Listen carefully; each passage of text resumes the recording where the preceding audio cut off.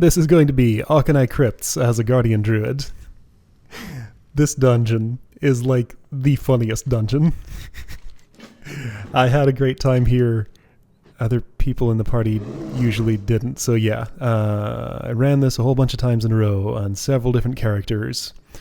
This is probably the best run out of all of those. It's just one reason this dungeon is the way that it is.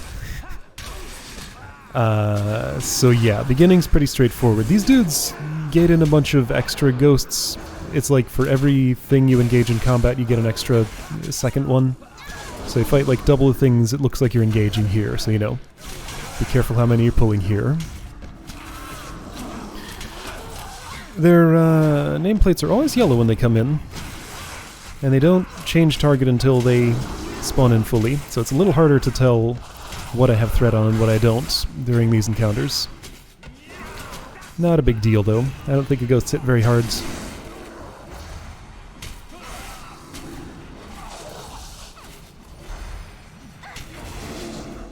Pretty small place, just 2 bosses, but oh boy. One of them sure is something.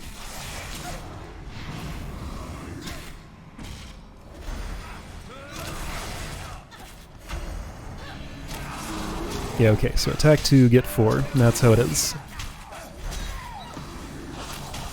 I have some kind of curse on me for 3 minutes. Not being dispelled, what do I have? I see a Mistweaver, that's some sort of shaman, that's some sort of warrior, and the other one is some sort of warlock. Got it. Elemental shaman, let's see if I can figure out what kind of warlock this is. Touch of the Forgotten, curse, okay. I can decurse. Monks cannot. Yeah, so it seems like every class who can heal gets a lesser version of their dispel in non-healing specializations. So my dispel can remove curses. Maybe just curses? Maybe curses and poison? Curse and disease? Something like that, but not magic. So only healers get to remove magic effects. It always seems to be same set of stuff, like minus magic if you're not healing.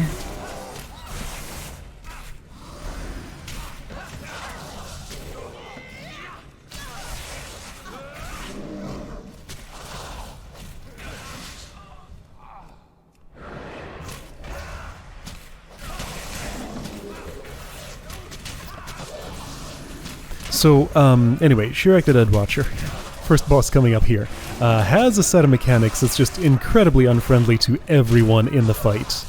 And I saw, the reason this dungeon is so funny is just because of the wide variation in player reactions I see every time I go through here, because nobody expects.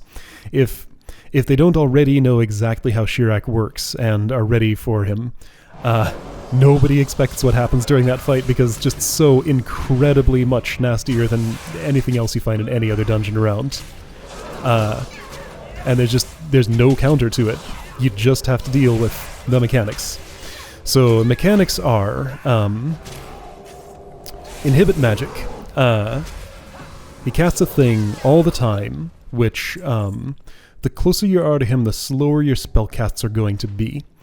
So even standing at the maximum 40-yard range for being in range of casting spells on anyone, you're still going to get inhibited. So you'll be slowed down. If you stand in melee range, you'll be slowed down more.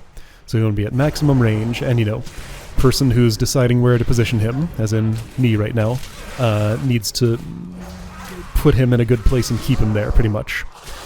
Also has an ability which pulls everybody in, so if you're trying to stand at max range, it means you're going to have to run back at some point. Everybody in melee range gets, I think it's called Carnivorous Bite, which is a stacking bleed effect, and is real nasty. It's gonna kill you, if nothing's done about it. And the healer's having a real hard time doing anything about it because their cast bar takes twice as long or more than what they're used to. Some healers are more affected than this by others. My shaman struggled a lot. Disciplined Priest did super fine.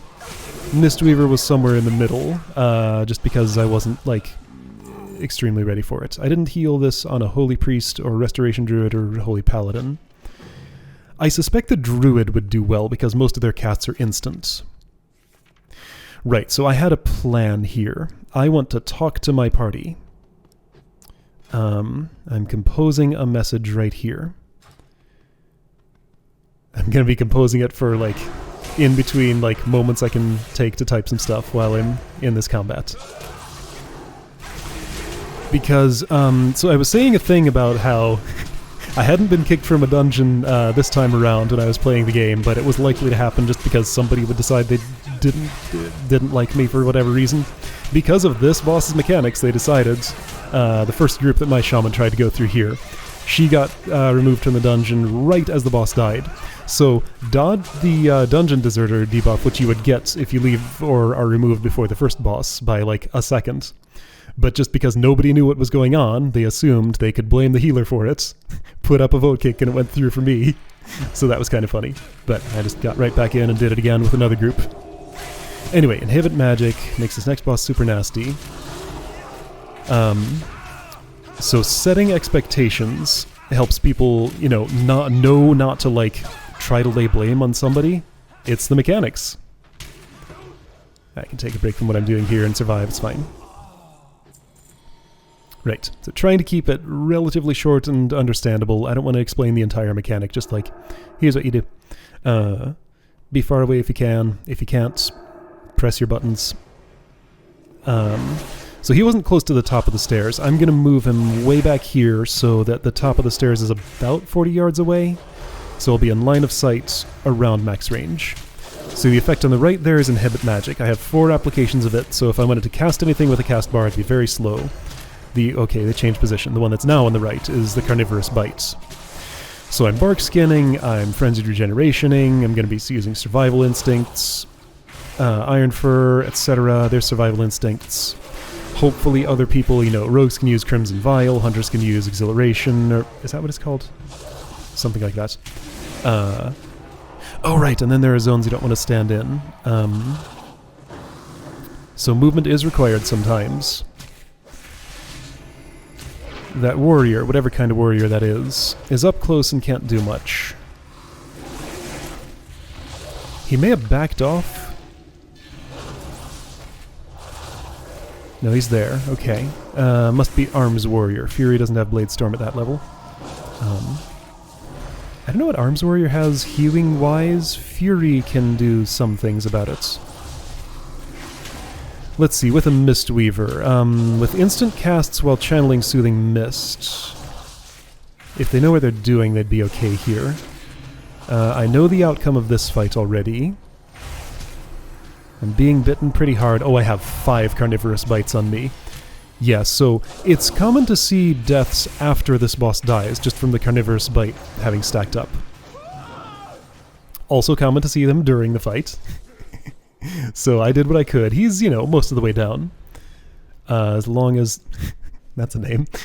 As long as people focus and, stay on him, they'll be fine. Earth Elementals come out, that's nice. Lost the warrior, that's fine. Lost somebody else, so it's... what was that? Right, Elemental Shaman is down. So just Mistweaver and Destruction Warlock. Ooh, Destruction Warlock's gonna have a problem, huh?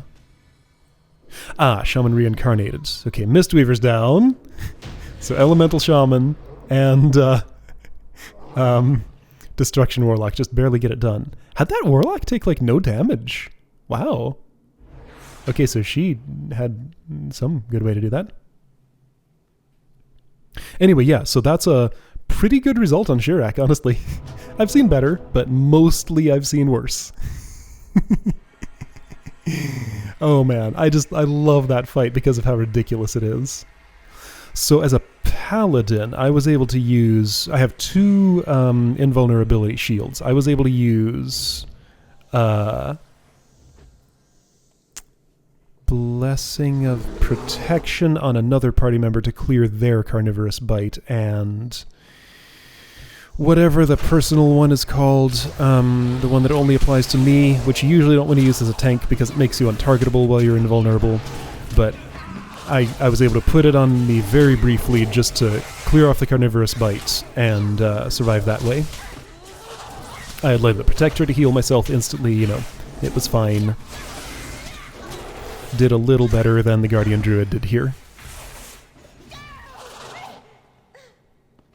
Anyway, yeah, I kind of actually really love this boss. I wish more bosses were like this, just so it wouldn't be like so completely out of line with everyone's expectations. And he's an interesting challenge. Like, what do you do against Inhibit Magic when you have a healer who really needs to hard cast their spells? Like, a Holy Paladin would just have a terrible time there. Holy Shock exists, but, you know, it has the cooldown it has. Light of Dawn exists, but, you know, it's melee range, it has the cooldown it has.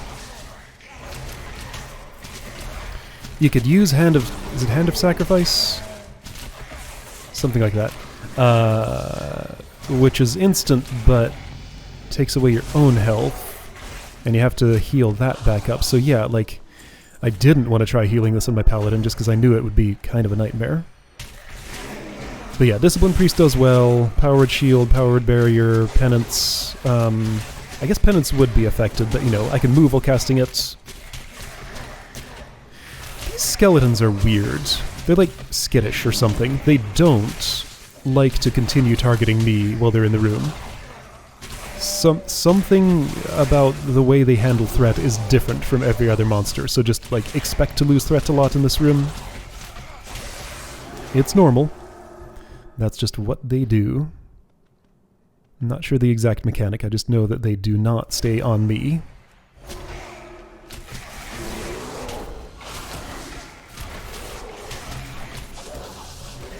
But yeah, this place is cool and funny and good spot to go to have a laugh.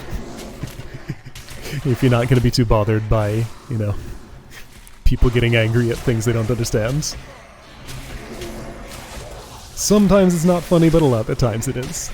Pretty funny.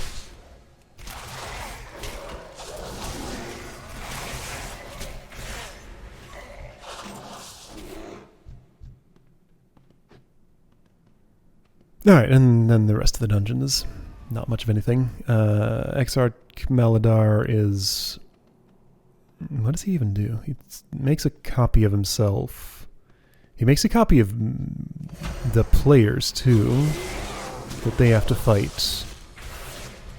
That's about it. He has another ability, but it's nothing particularly interesting, I think. Yeah, Shirak the Dead Watcher is the centerpiece of this dungeon. That is the reason to come here.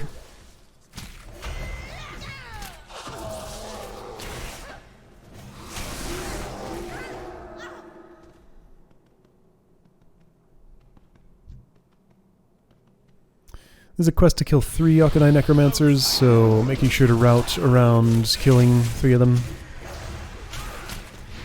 This is kind of a big spread out room, so there's a lot of, you know, a lot of different lines you can take through here if you want.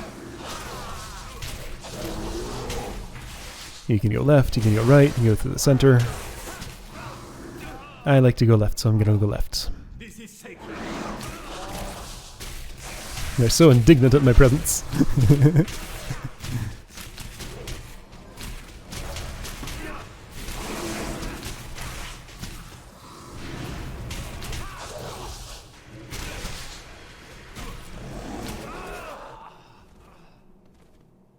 I wonder what this looked like when it was current. Like, was Shirak the Dead Watcher always like this? I have no memory of it being like this back in the day, but how much memory do I have of that in general? Not that much. And again, I never played when Burning Crusade was current, only Classic and Wrath of the Lich King, and Cataclysm, and now Battle for Azeroth.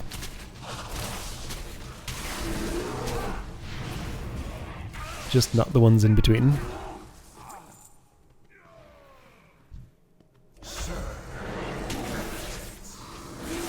Ribbon of Souls, yeah, that's the ability. What does it do? I don't know, nothing? Doesn't look like it does anything. I guess a little bit of damage.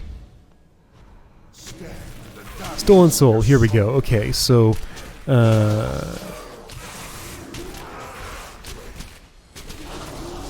what party member is an orc? That's a shadow orc. Must be the warrior. Where is that warrior? Yeah, okay, that's... That's an orc. Okay. Yeah, it just makes like a generic shadow copy of one party member. Every time Stolen Soul is cast. He chose the same one again. Yeah, so right before he dies, he creates Avatar of the Martyred. A second dude to fight, who's gonna survive beyond Maladar himself.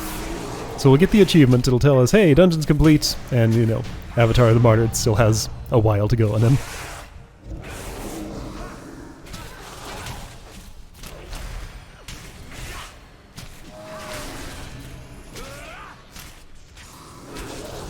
But he doesn't really do anything either. He's just kind of there. Oh, man. Alright. So that's done, sort of.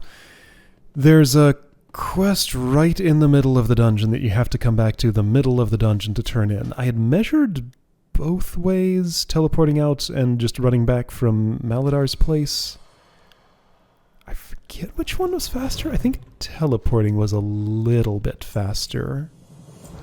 Yeah, that's how it was. But, you know, they're almost equidistant. Cat form passively increases my speed and I can dash to increase it more. That's how I move faster as a druid. It's just like Ghost Wolf, pretty much. But I also get different abilities. And I can pick the herbs that I missed and mine the ores that I missed. So that's nice. You can pick flowers as a cat, but you can't swing a pickaxe. More significant when you use travel form out in the world, especially when travel form is flying. So you can just swoop down, count as landed on the ground, hovering above it as a bird, pick an herb, and then go right back up. So if something attacks you, you know, you're still... It's like you're on a flying mount. So yeah, druids are real good for herbalism. Not quite as good for mining, since you have to pop out of travel form to mine. But still pretty good for that. Alright, that's Auchenai Crypts. What a place. I'll see you next time.